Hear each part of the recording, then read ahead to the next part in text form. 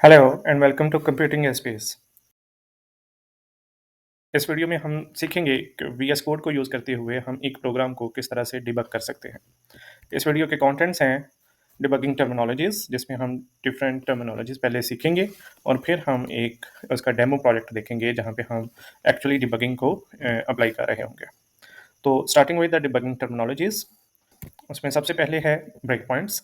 Break point हम add करते हैं किसी भी लाइन के ऊपर अपने डिबगर की एग्जीक्यूशन को पॉज़ करने के लिए।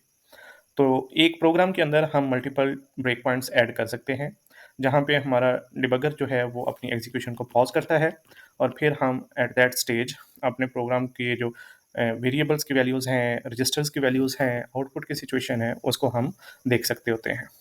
और नॉर्मली ये एक रेड डॉट के साथ डिनोट किया जाता है। किसी भी लाइन के सामने अगर रेड डॉट लगा हुआ है तो इट मीन्स कि ये एक ब्रेक पॉइंट है, और अगर वो इस तरह से गोल्डन कलर के एरो के साथ हाइलाइटेड है तो इट मीन्स कि हमारा प्रोग्राम की एग्जीक्यूशन इस ब्रेक पॉइंट के ऊपर पॉज्ड है।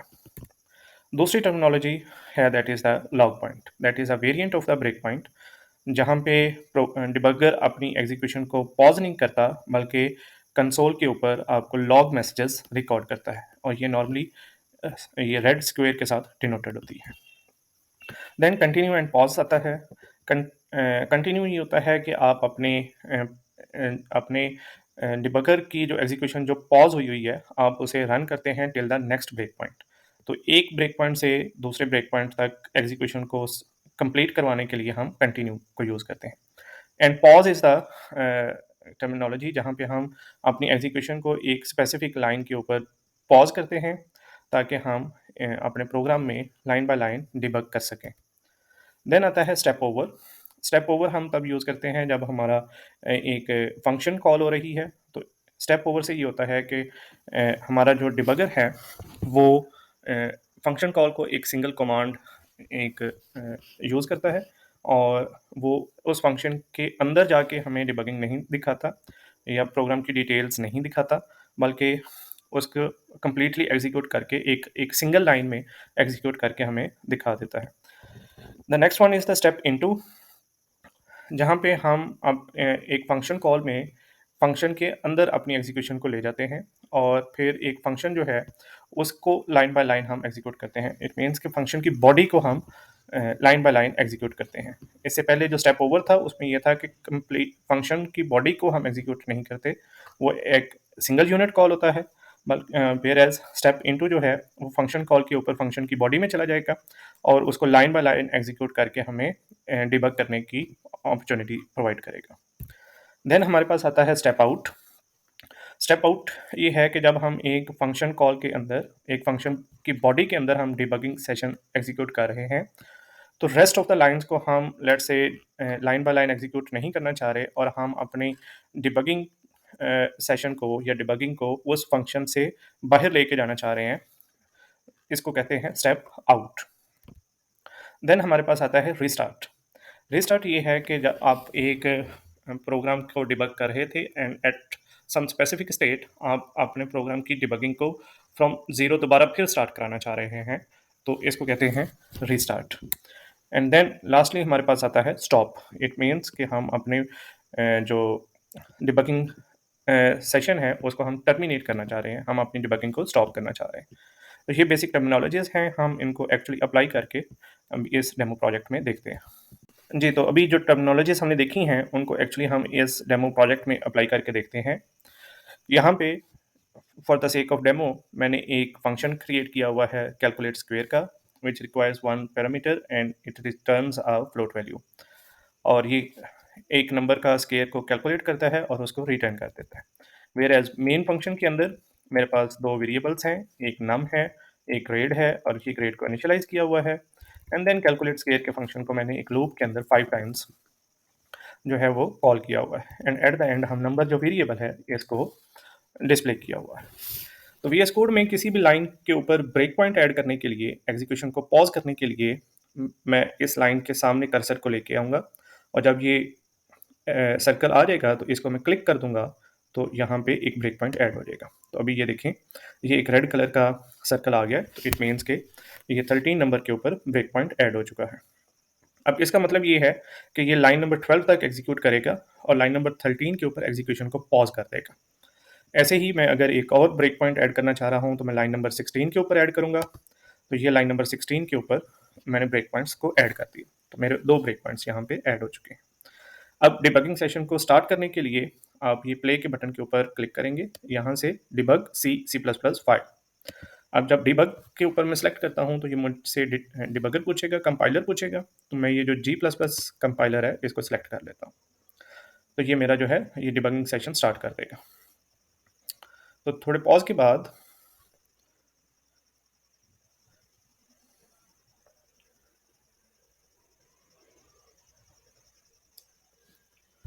ये कुछ विंडोज़ ओपन हो गई हैं। ये हमारे यहाँ पे कुछ एक्चुअल चीज़ें हैं। ये हमारी कमांड्स हैं। ये कंटिन्यू की है, स्टेप इनटू की, स्टेप ओवर की है, स्टेप इनटू की है, स्टेप आउट की है, रीस्टार्ट और स्टॉप की कमांड्स यहाँ पे एक कमांड्स अवेलेबल है। ये पार्ट मेरा वेरिएबल एक्सप्लोरर का है, जहाँ पे मेरे जितने भी लोकल वेरिएबल्स हैं, फॉर एग्जांपल कि यहाँ पे मेन में देखें तो मेरे 2 लोकल वेरिएबल्स थे। एक नम था और एक ग्रेड था, दोनों यहाँ पे लिस्टेड है। तो लाइन नंबर 13 को एग्जीक्यूट करने से पहले मेरे पास नम वेरिएबल की वैल्यू जो 20 है वो यहाँ पे डिस्प्ले हुई हुई है, और ग्रेड वेरिएबल जो कि अभी डिक्लेयर्ड है, इनिशियलाइज्ड नहीं है, तो इसलिए उसकी वैल्यू यहाँ पे एक गार्बेज वैल्यू या ज़ीरो नज़र आ रही है। नीचे जाएंगे तो ये देखिए रजिस्टर्स में ये मेरे सीपीयू रजिस्टर्स की वैल्यूज़ आ रही हैं। ये AX, BX, CX, D and सारे रजिस्टर्स की वैल्यूज़ यहाँ पे नज़र आ रही हैं।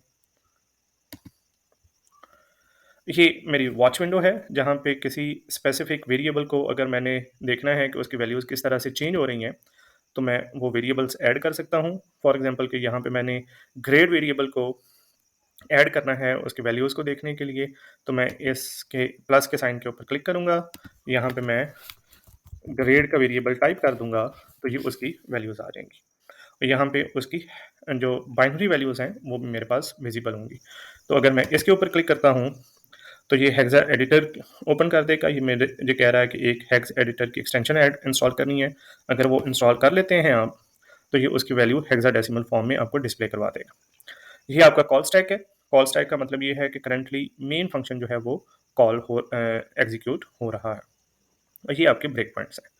अब अगर आप इस ब्रेक पॉइंट से अगले ब्रेक पॉइंट के ऊपर जाना चाह रहे हैं, तो आप कंटिन्यू का बटन प्रेस करेंगे।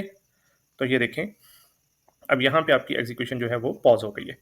अब एट दैट स्टेज आपके पास, आप देखें, ए की वैल्यू जो है, सॉरी, ग्रेड वेरिएबल की जो वैल्यू है वो 65 हो गई है। That is R character. तो ये ASCII value of capital A यहाँ पे आपको विजिबल है। तो ये ग्रेड वेरिएबल की वैल्यू है। अब एट दिस स्टेज अगर तो मैं स्टेप इनटू करता हूँ, तो जो मेरी एग्जीक्यूशन है वो ये कैलकुलेट स्केयर फंक्शन के अंदर चली जाएगी। मीनवाइल यहाँ पे एक और विंडो ओपन हुई है, इसको मैं अब थोड़ी देर बाद डिस्कस करता हूँ। तो ये कैलकुलेट स्केयर की अंदर चला जाएगा। तो फॉर एग्जांपल यहाँ पे देखिए, मैं स्टेप इनटू करता हूँ, तो मेरी एग्जीक्यूशन जो है ये कैलकुलेट स्केयर फंक्शन के अंदर चली गई है। एंड एट दैट स्टेज मेरे पास अब 2 और लोकल वेरिएबल्स आ गए हैं। एक स्क्वायर का है, ये वाला, और एक नंबर का है। तो ये 2 लोकल वेरिएबल्स मेरे पास आ गए हैं। दोनों की वैल्यू अभी 0 है। तो ये स्टेप इनटू से हुआ। अब स्टेप इनटू को मैं दोबारा अगर क्लिक करता हूँ, तो ये देखें, ये रिटर्न वाली स्टेटमेंट के ऊपर पॉज हो गया। स्टेप इनटू को मैं दोबारा प्रेस करूँगा, तो ये इस लाइन के ऊपर चला गया। दोबारा हम प्रेस करेंगे तो ये अपनी एग्जीक्यूशन को कंप्लीट करके, ये कैलकुलेट स्केयर फंक्शन अपनी एग्जीक्यूशन को कंप्लीट करके यहाँ पे चला गया। अब एट दैट स्टेज देखें, आई की वैल्यू 0 हो गई। अब अगर मैं दोबारा कंटिन्यू प्रेस करता हूँ, तो ये अगले ब्रेक पॉइंट के ऊपर, ये वाला जो ब्रेक पॉइंट है वहाँ पे रुक जाएगा। तो ये देखें, साथ ही आई की वैल्यू जो है वो भी 1 हो गई और इस ब्रेक पॉइंट के ऊपर रुक गया। अब दोबारा अगर मैं स्टेप ओवर करूँगा, तो ये कैलकुलेट स्केयर फंक्शन के अंदर नहीं जाएगा, ये इसी ब्रेक पॉइंट के ऊपर दोबारा आ जाएगा। देखिएगा, स्टेप ओवर से, ये देखिए, तो उसकी वैल्यू कैलकुलेट स्केयर जो है वो as a single unit treat हुआ, और वो उसको रन करके तो अगले ब्रेक पॉइंट के ऊपर आ जाएगा।